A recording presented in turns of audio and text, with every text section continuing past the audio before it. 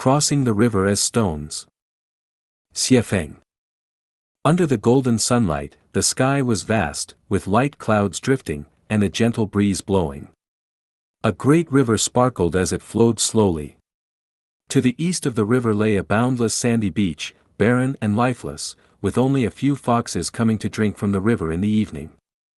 Occasionally, a lizard could be seen scurrying across the scorching pebbles in search of food, and crabs would sometimes crawl ashore, glance around, and then quickly dive back into the water. On the west side of the river, the scene was entirely different. Instead of a sandy beach, there was a lush wetland filled with herds of cattle and sheep, cranes dancing in the sky, frogs leaping about, and fish and shrimp swimming freely.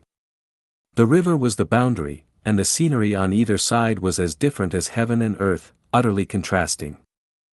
Whenever a light drizzle fell, white mist would spread, or when the clouds reflected the setting sun and a rainbow appeared faintly, a young stone on the eastern shore, named Shertu, would fall into deep thought. He longed for the scenery on the other side and was tired of the lifeless sandy beach where his family had lived for generations. He wanted to go to the other side, to enjoy the beautiful scenery on the west bank. One day, a torrential rainstorm mixed with hail came pouring down from the sky, causing little Shitu's back to ache. He could no longer bear it and began to run wildly on the sandy beach, shouting as he ran, "I want to go to the other side. I want to go to the other side." After the rain stopped and the sky cleared, everything became tranquil again, but the sandy beach was in an uproar. Someone has a wild idea of going to the west side. Poor child, he must be crazy. Ignorance, sheer ignorance.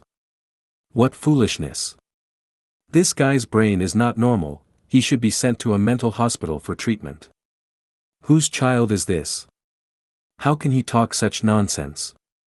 He should be locked up in prison, we can't let him confuse people with his wild talk.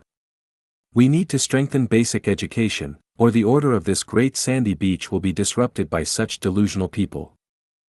Finally, the ancient stone on the beach spoke up, "We must hold a grand assembly for all the stones on the beach and invite our esteemed and wise scholars to educate the younger generation and save them from these wayward thoughts."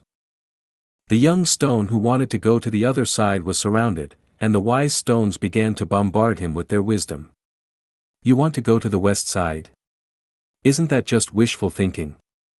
Have you ever heard of a stone crossing the river? Child. We can't entirely blame you, we elders haven't given you enough basic education.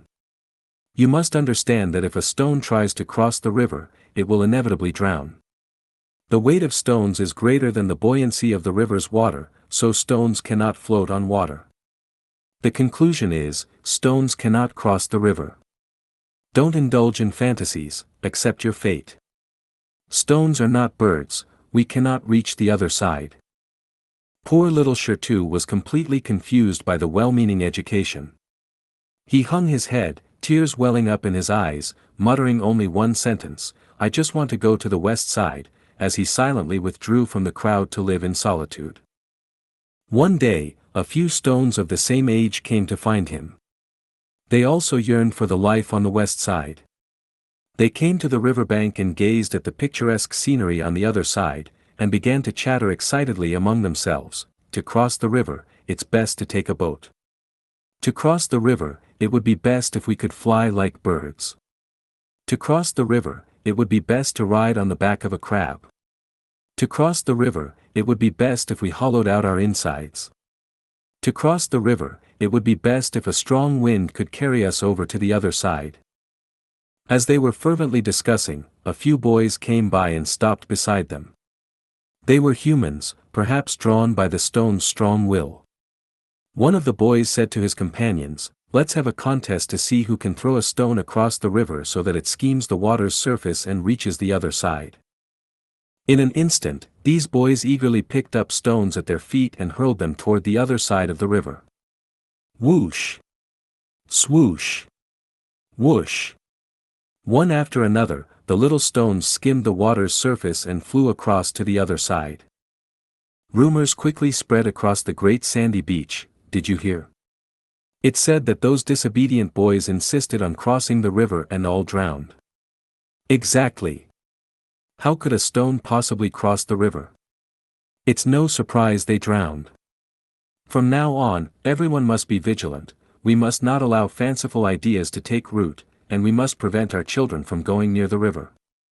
Living within our means is the key to a safe life. We stones can never cross the river, as the old saying goes, if you don't listen to the elders, you'll drown in the river. Can stones cross the river? Can humans reach the celestial island's continent?